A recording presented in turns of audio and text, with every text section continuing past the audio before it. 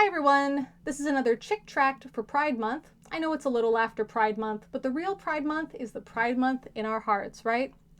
As usual, this is a general trigger warning. I have no idea what's about to be read, and Jack Chick has some pretty extreme views. There could be anything from racism to homophobia, religious trauma, sexual abuse, and so on. So this is a very general trigger warning. If you're not really ready to watch something that has that, there is a Book of Enoch playlist in the details section below.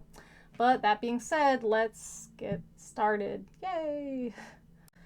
So on the gay agenda today, we have Doomtown, which has a nice little skull and crossbones over a silhouette of a city. I'm not sure what city that's supposed to be, but we all know it's supposed to be Sodom and Gomorrah. I'm sure that's going to make an appearance here.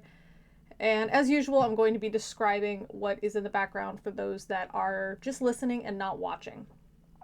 So we start off with some people that appear to be on some kind of stage. There's a lot of microphones around the speaker on a podium.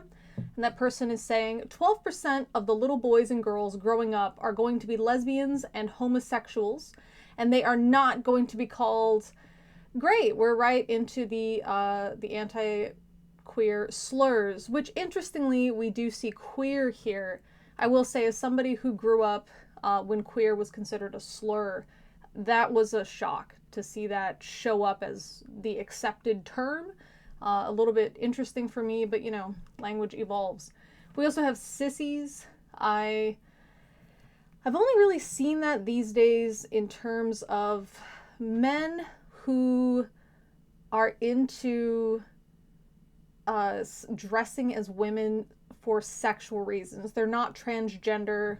They might be considered cross-dresser, but that's really what it is for sissies that I know of. But of course, you know, people probably still use that as a slur. I'm also a little bit confused about lesbians and homosexuals, as if a lesbian is not a type of same-sex attraction.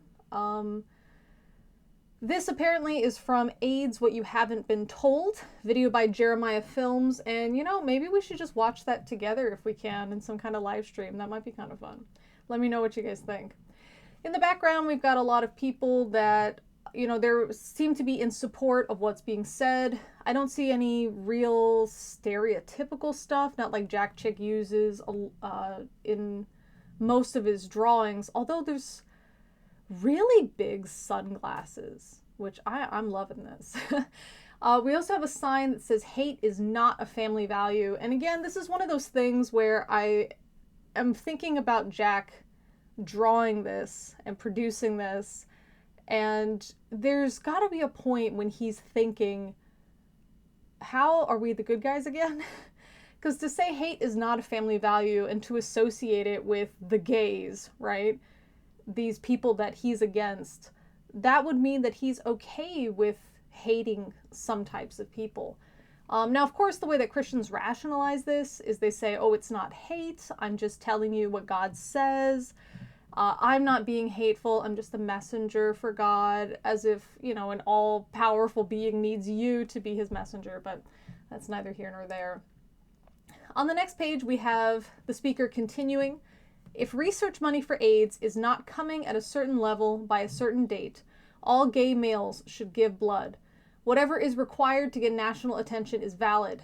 If that includes blood terrorism, so be it. And again, they cite the AIDS video. I don't know about this. I'm assuming the idea here would be if everybody has AIDS, then they're going to put more money towards curing it, which I guess is true, but wow, that's awful. So I don't know why these, you know, the Christians don't want to be judged based on a handful of extremists like the Westboro Baptist Church, and yet they're very happy to judge other people based on a handful of extremists.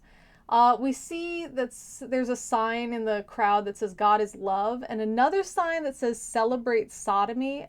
How many of you have seen a sign that says that? Any sign that says anything about being pro gay sex or anal sex? I mean, what? Who would put that on a sign? But of course, you know, in Christians' minds, like Jack Chick, homosexuality or queerness or whatever, it's only about sex. They don't think about it in the same way they think about being heterosexual, in that, okay, being heterosexual is just one piece of you, it's not your whole identity, it's just who you're sexually attracted to.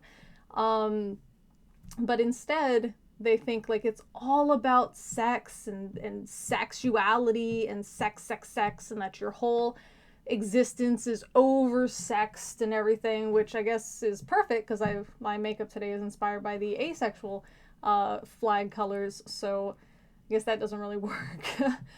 There's some reporters in the background, or in the back, which is towards us in the foreground, and they say, man, they're threatening to infect our nation's blood supply with AIDS? That's cold-blooded murder. Calm down, Charlie. These poor souls need Christ. Don't start preaching. They're so filled with hate, they'd tear us to pieces. So it looks like the news crew here, they are pro-God, anti-gay, and I don't know what else. It seems like the signs keep changing to support what's going on in the panel, which, okay, you know, that's cute. It says, "Look out, America, stop the religious right, we're on the move." So it's supposed to be threatening to you if you're a Christian looking at this. In fact, one of the guys in the front that's part of the crowd, he's got his fists raised. Now, sometimes you raise a fist, you know, like, yeah, we're cheering something on or talking about that, but he's got another fist, like, raised to beat these guys up, I guess, on camera, because that's smart. You know, stop the religious right. I mean, that's kind of relevant these days with the recent decision in the United States. So this guy is thinking, I guess it's the cameraman, he's thinking, it says, "Lord, let me talk to at least one soul to prove I love them." This is a very reword the situation. Basically, he wants to talk to a gay person who comes up to talk to him now and says, "Hey man, what'd you think of our rally?"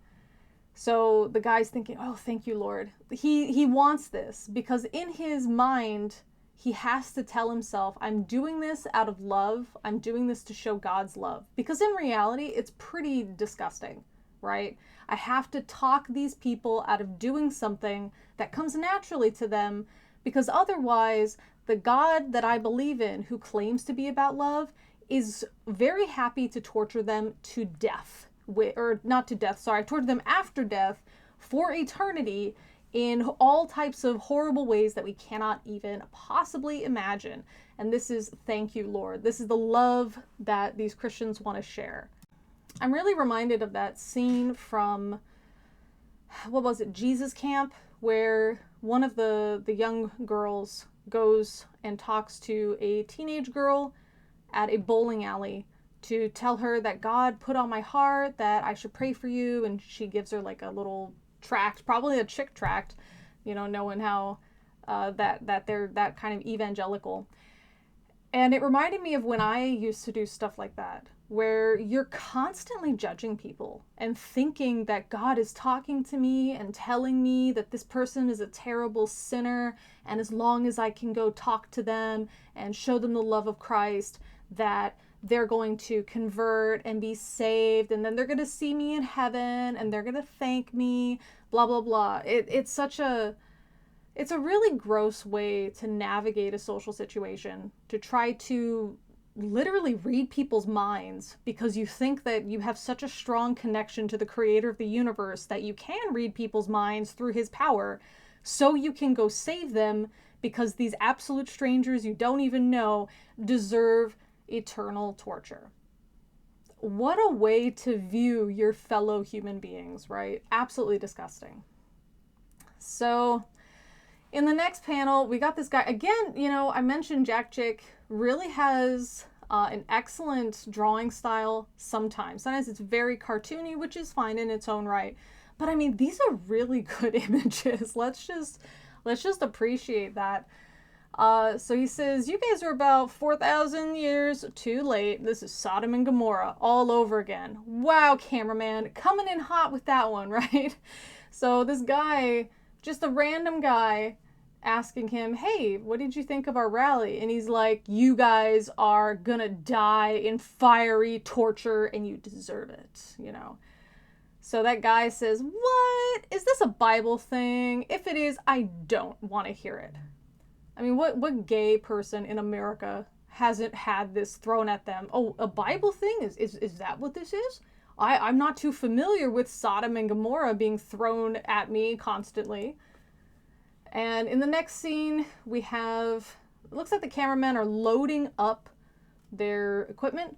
But we got that like leather daddy in the forefront, you know, where we have to be reminded that we're in the middle of a gay rally with all the gay stereotypes because of gay and gay and gay, you know. So the guy says, hey, I videoed your rally for 3 hours. At least give me 5 minutes. And the gay guy says, okay, but don't try to convert me. Maybe I should do different voices. Oh boy. 4,000 years ago, God chose a man to change world history. His name was Abraham. This is great. Let me start this off in my history class, right? That's what we should start off with for 4,000 years ago. Not anything else that actually changed world history. So we got Abraham, we got Lot, and it says his nephew's name was Lot. Together they had so much cattle that their herdsmen fought each other for pasture lands. Whoops. So Abraham came up with a solution.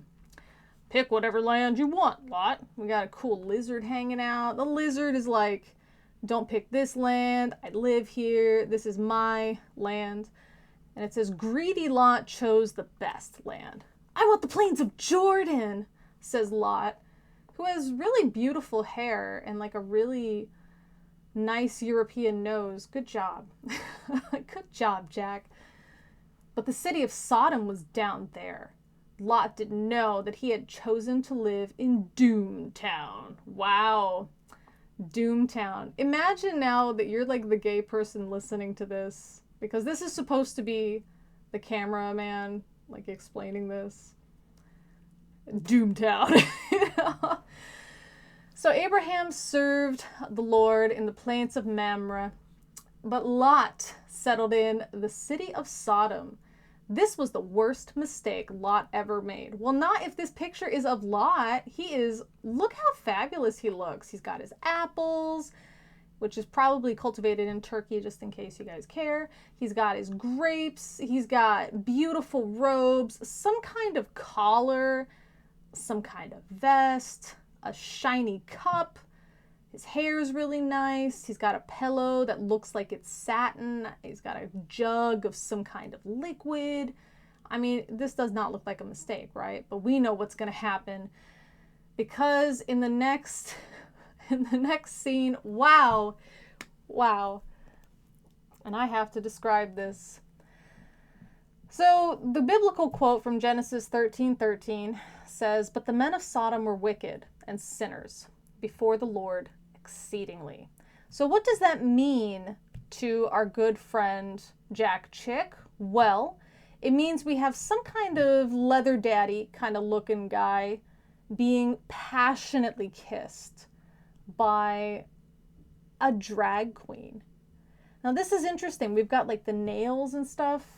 What I always find interesting about this is when we've seen Jack portray Sodom and Gomorrah, we've seen it either one of two ways. We've seen it sort of a modern idea put into some kind of historical setting, or we just see a bunch of guys.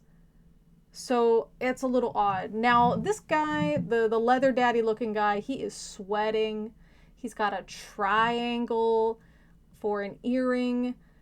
They are both quite hairy, which, I mean, that region, sure. But where is this false eyelashes, fake nails, mustache wax? I mean, I guess they could have had something similar, a blonde wig.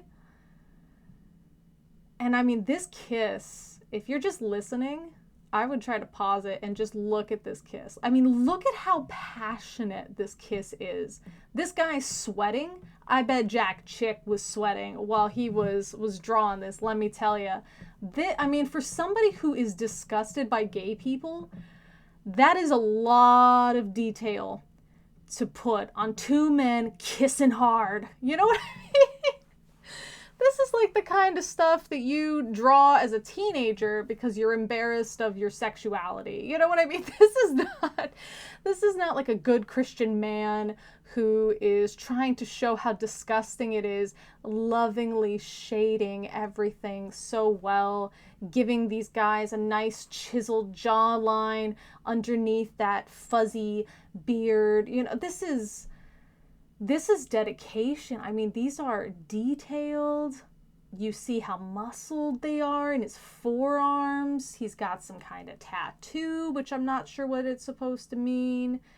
We've got the snake, might be a reference to Satan, and just two handsome dudes. In the background, we have, it looks like a priest. He's wearing a robe. Really tiny feet. Like really tiny feet, disproportionately small feet. I don't know if that's a reference or just a bad perspective. And he's chasing a little boy because, of course, Jack Chick and people like him, they think that every gay person wants to have sex with little boys, and that most people who are child molesters and worse, that most of them are gay men. That's what they believe. You know, TCAP has something to teach people like Jack Chick. You know, maybe they should watch a little To Catch a Predator and see what's going on. In the background, we have a statue that's being worshipped. There's incense going off. The robe on one of the worshiping priests has that image printed or sewn onto it. So, I mean, a lot of detail really went into this. It's a nicely detailed picture of something that Jack Chick apparently really disagrees with. Wink, wink. So next, we have, wow, this is great. So we've got more dudes kissing. One of them, again, is just dressed up like a very fabulous drag queen, but they both have beards. Jack Chick seems very obsessed with that, of like having bearded drag queens. That just seems to be his thing. I've seen this in multiple things he's drawn. And there's another guy saying, "She's my wife, you lousy pervert." Okay. I'm sure that the word pervert is used ironically here. And again, this is the idea that, you know, gay men are, one of them has to be the woman, first of all. And second of all, that they're just really promiscuous. They can't stop having just tons of anonymous sex. That's just how people like Jack Chick think. The thing here too, you might be thinking, well, wait a minute, they might be talking about gender concepts. That is too much for Jack Chick. There is no wife, and he's saying this is a man who identifies as a man, dresses like a drag queen from Texas in the 1980s, and because every gay couple needs one of them to be the girl, that's why he's calling it she and my wife and all this other stuff. So he's looking pretty sad. He's fully clothed for some reason. You know, I don't know. The other guys seem to be not clothed. I mean, it's probably pretty hot maybe there. I'm not sure. Maybe it's an event. Lot's righteous soul was distressed over their filthy lifestyles. And we've got 2 Peter 2, 6 through 8. That's kind of new. 2 Peter 2, 6. Let's check it out. "And turning the cities of Sodom and Gomorrah into ashes, condemned them with an overthrow, making them an ensample unto those who that after should live ungodly, and delivered just Lot, vexed with the filthy conversation of the wicked. For that righteous man dwelling upon them, in seeing and hearing, vexed his righteous soul from day to day with their unlawful deeds. I love this. Thank you, author of 2 Peter, for getting that Yahweh had delivered Lot and the rest of his family. But of course, they're not important because they're girls. We also forget that Lot had sex with his daughters and reproduced with them. That's okay in the eyes of God, right? That was okay. Taking advantage of his daughters, that's okay. And then having it reworded where, oh, his daughters got him super drunk and then raped Lot and then they impregnated themselves and Lot was okay with this. That's okay. But to consenting guys that are not drunk, that's evil, that deserves death. Okay. And in this next scene, we've got a very fat, hairy dude. We just see his back. He's looking at a young child who is drawn as innocently as possible. He's got his little flippy hair, big eyes, cute little button nose, a sweet little mouth downturned because he's scared. And it says, even children were not safe from their gross perversions. And the guy says, it's that time again. And it says, Sodom's cup of wickedness was full. It was time for God's judgment. You know what this panel is missing? A biblical reference. Because where in the story of Sodom and Gomorrah did it say that they raped children? Where? This comes from Jack Chick's sick fantasy. In his mind, gay people are not just gay. They are so sexually perverted in every possible way that they are having sex with children, they're having sex with animals, they're having sex in public, they're having sex with all kinds of dead stuff and poo and pee and all of this vomit and all the most disgusting things they can possibly think of. They don't realize they're just like him, but attracted to men. Although, again, I still think that Jack Chick was actually attracted to men. Look at this. We don't need two super kissy pictures, do we? I mean, these two men could have just been holding hands, and that other third guy could have said, hey, she's my wife, you lousy pervert. Or one of them could have been bathing, and the other one could have been peeking at her. And then the guy walks up, hey, she's my wife, you lousy pervert. Why are we like hard embracing, kissing again? This is like unexpressed sexual frustration. That is what we're seeing. That is what we're seeing here. I really think that it's interesting because every time we've read one of these about Jack Chick, his idea on homosexuality, I don't think he realized how much he was telling on himself. This is his view of the world.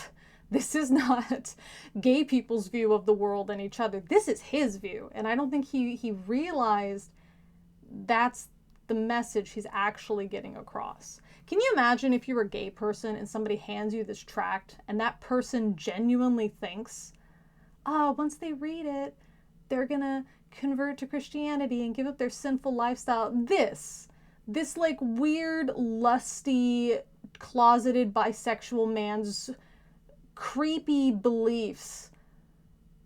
This is what they think is going to turn you straight.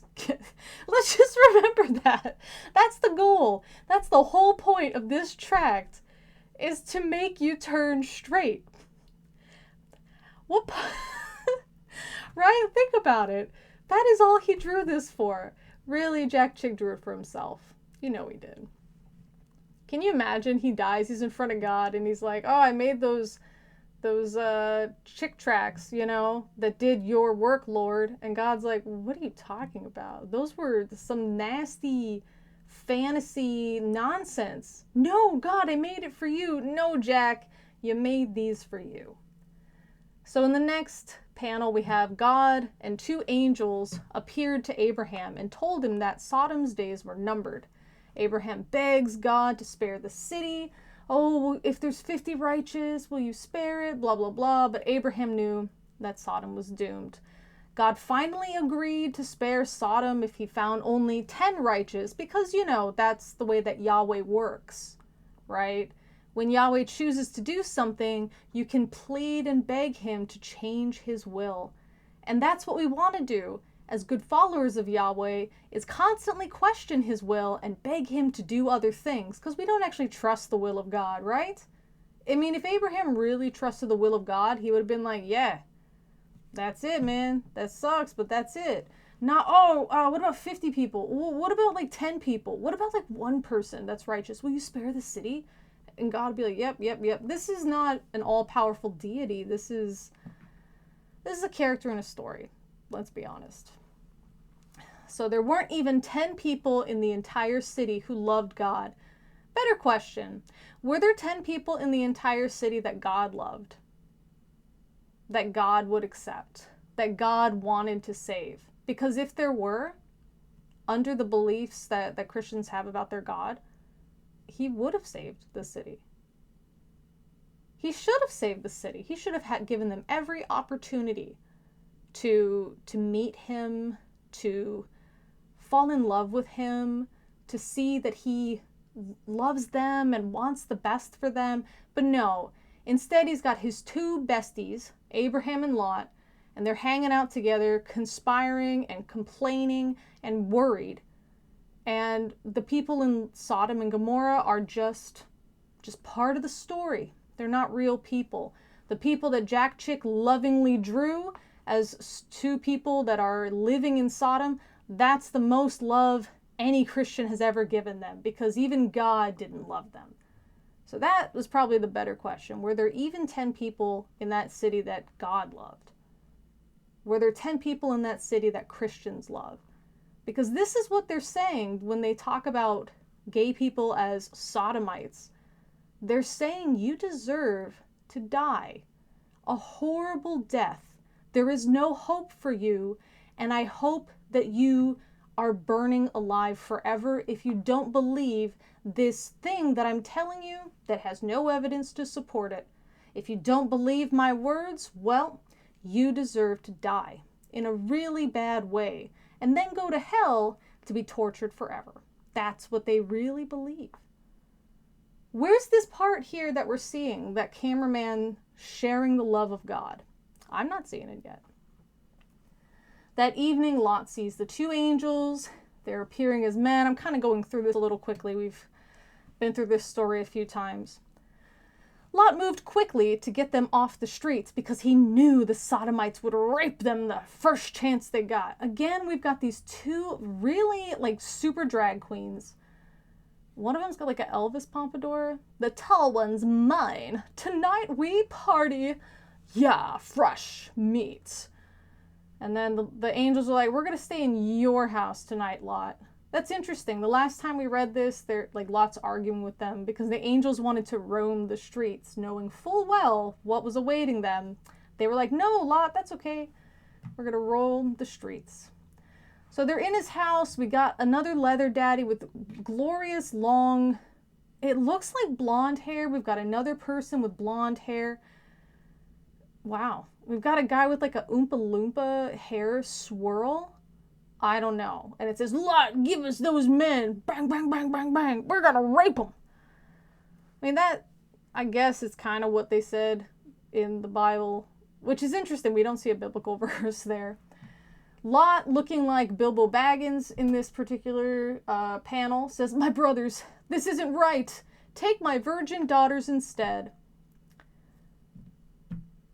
Again, as a teenage girl reading the story of Sodom and Gomorrah, I did not get the same message that the men at the pulpit were trying to tell me that Sodom and Gomorrah was about. I thought, wow, this is about raping angels, and isn't Lot disgusting that he offered his daughters to be raped instead? But in the pulpit, they're telling me this is to show how bad two men that love each other are. I still, again, Jack's drawing this. And he had to say, no, this is good. This is right. This isn't the bad guy in the story. This is the right thing. If there's two angels that have the power of God and can do anything they want, those guys should stay in the house, and these powerless young girls should be sent out instead for the mob to utterly destroy them. Why didn't he just be like, hey, angels, you got like a power that you can get these guys away from the house? No, why is he throwing like two bones to be thrown to a bunch of wild dogs to distract them, you know? He really did not think anything of those girls. Can you imagine, like, if this is all true? And you find out later, Lot's daughters in heaven, I guess, that their father was considered a righteous man because he protected the angels who didn't need protecting by offering that his daughters be fully destroyed and traumatized. And then later on, after they left Sodom, that he impregnated his daughters. And this is the guy that's considered a good and righteous man.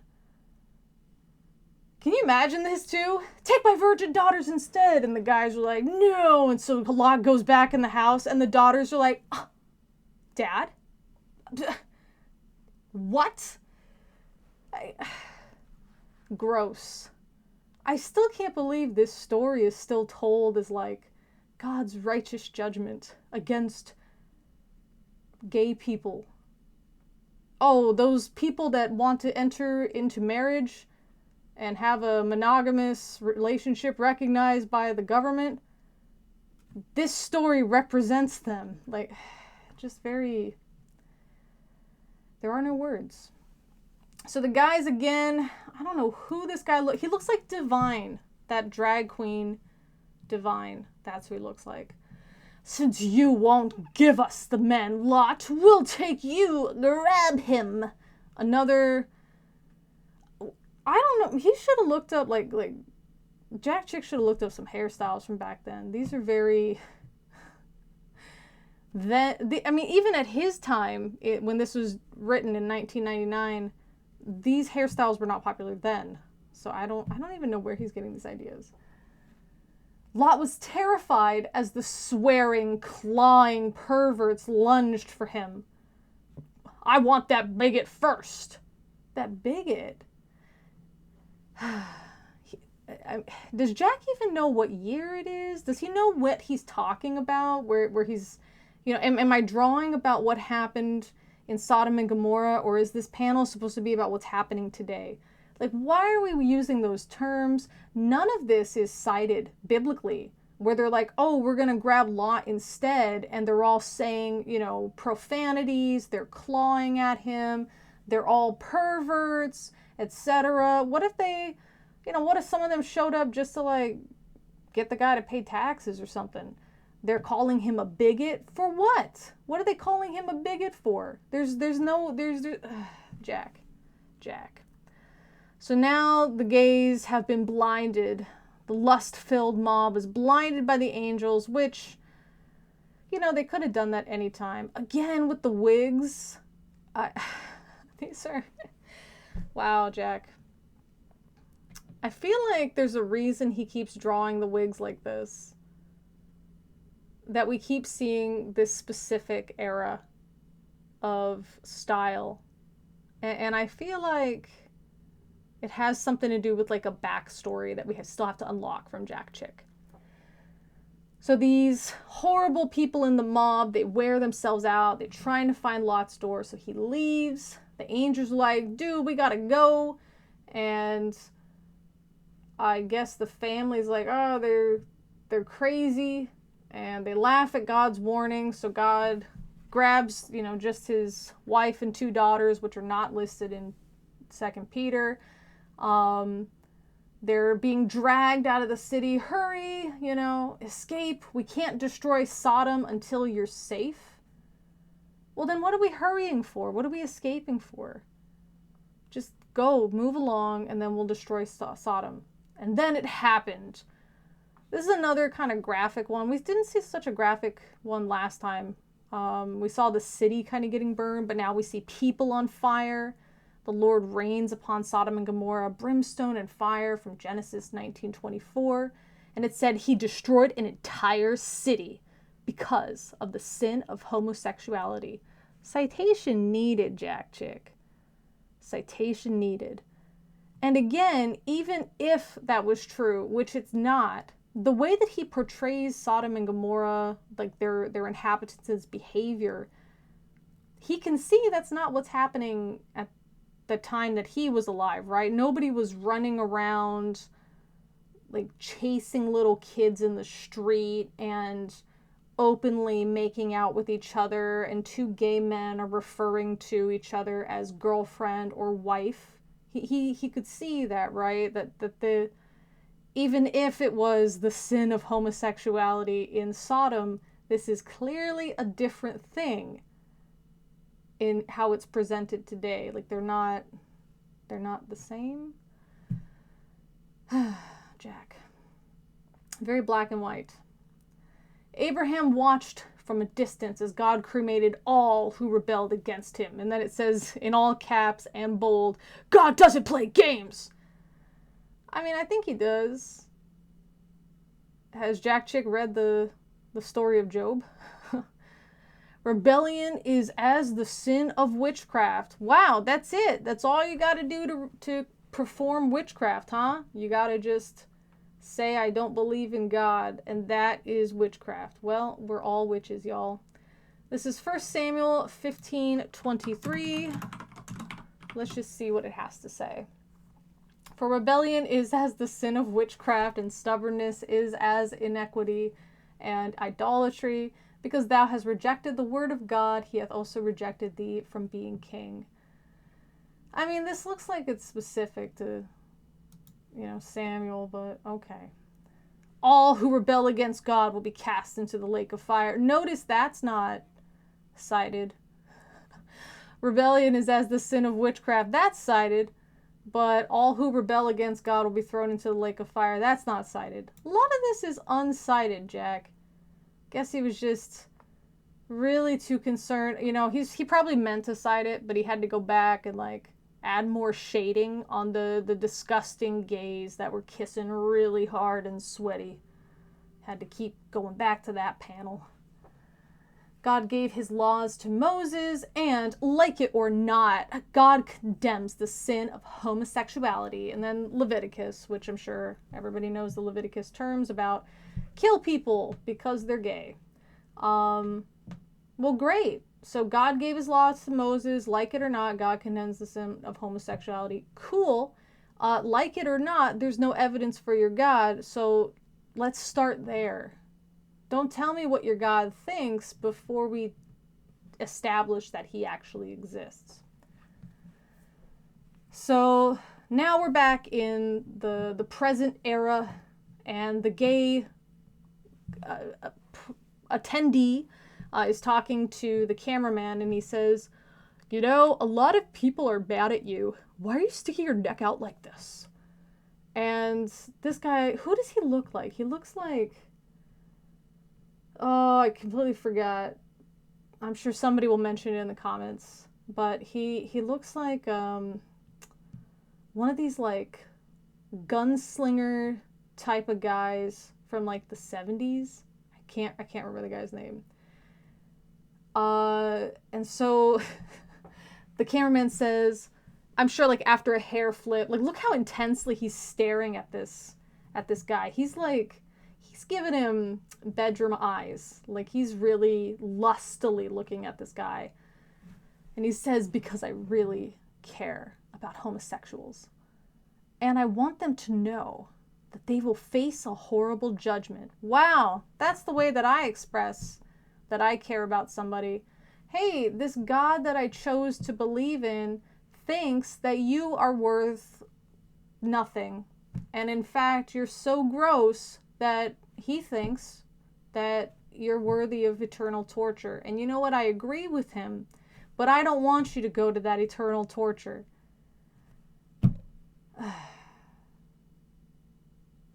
I mean, if we're just going to pick and choose random things to believe in, let's pick and choose to believe in something nice and equal and,